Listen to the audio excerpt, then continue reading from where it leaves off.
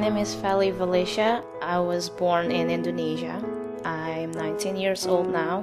I came to the United States when I was 9.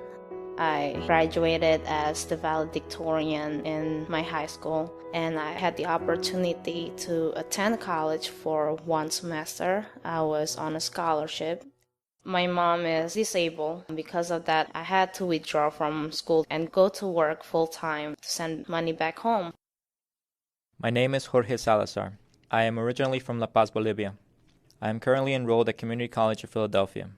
I came to the United States when I was 7 years old, alongside my parents and my 8-month-old sister, Pamela. My name is Prudence Powell, 29 years old, living in North Philadelphia. I was born and raised in Jamaica. When I was 12 years old, my aunt sent for me to come to the States. Hi, my name is Dan Nemec.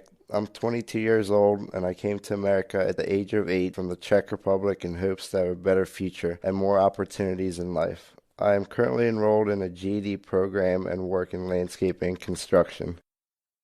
My name is Maria Jose Sotomayor. I came to the United States when I was 9 years old. I am currently a senior in college, graduating May 2013 with a psychology degree.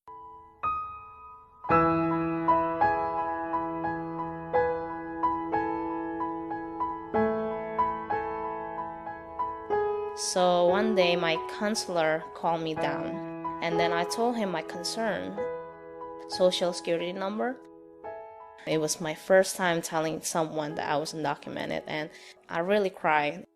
So I became really depressed and hopeless. I do have dreams. I do want to become a somebody.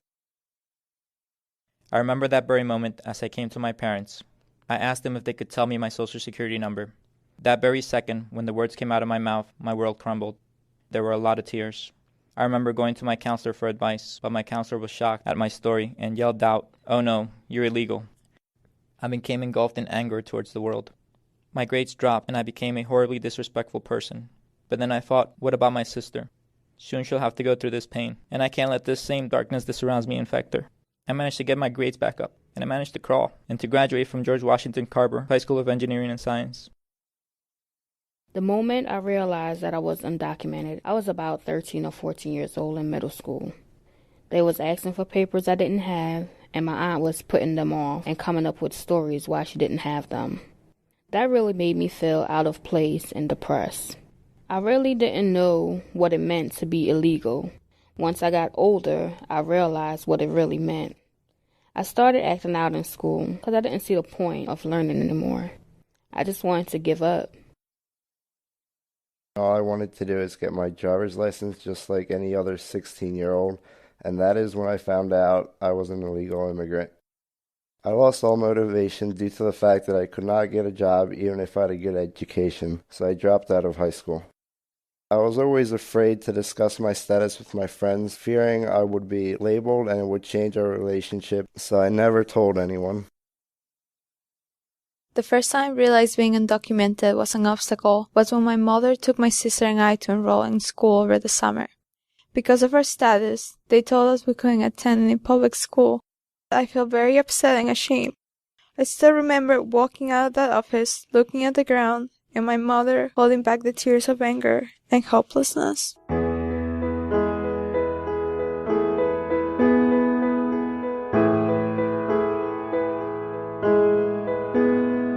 It gives me a sense of hope, something to hold on for tomorrow.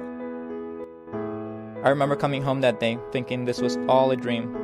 Moments later, my mom came in the door, and finding me in tears, she began to worry. We were going to get deported, or I was in trouble. I came rushing to her to calm her down and to assure her it was good news. But as I hugged her, it became painfully clear this isn't over. She was still not safe, and many of my friends would not meet the requirements. I felt guilty that this was happening for me, but not for others. Thank God there is hope for me after all. That's when I enrolled into Temple GED program to finish up my education. Now that DACA is available, I've been talking to friends about it, and to be honest, it has been a big burden lifted off my shoulders. Now I know growing up I was not the only person who was illegal, and there were people I could share my experiences with. The first person I called was my grandmother. Not being able to speak, I broke down, crying tears of happiness. saying, "Abuelita, I can finally work so I can help my parents. My sister and I can complete our education and get a job other than at a pizza shop. This is the happiest day of my life."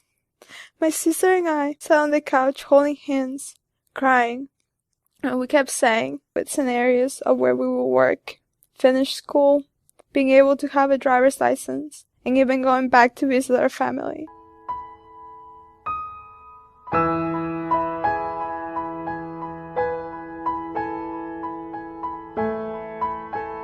I see myself 5 years from now graduating college, and I'm planning to major in immigration law. The parents are so scared that their kids might get caught and might get dragged to the Homeland Security because of being undocumented. In the end, no one ever heard their story. I began working at a lumberyard, so when the time came for my sister to enter college, she would be better prepared. I began to save money for her tuition. I know that if I could make a difference, it would be for her. In 2011, my sister graduated from Temple University. To me, learning quenches my thirst. My dream is to finish college and become an engineer. With this newfound hope, I can have a better future for my 2 children, and I can finally get off public assistance and provide a better home for them. I can finally work and get a driver's license, and I can also further my education in the nursing field. Now I can plan for my future. I hope to acquire a college education and to get a decent job that I can turn into a career. Either I can build my own construction company or even possibly work for the U.S. Navy and become a high-ranking officer. I want to make sure no child ever feels the same way I did that day. I want to be a counselor and work in the school system. Nobody should be prohibited of attaining their education because education is the most important gift we have.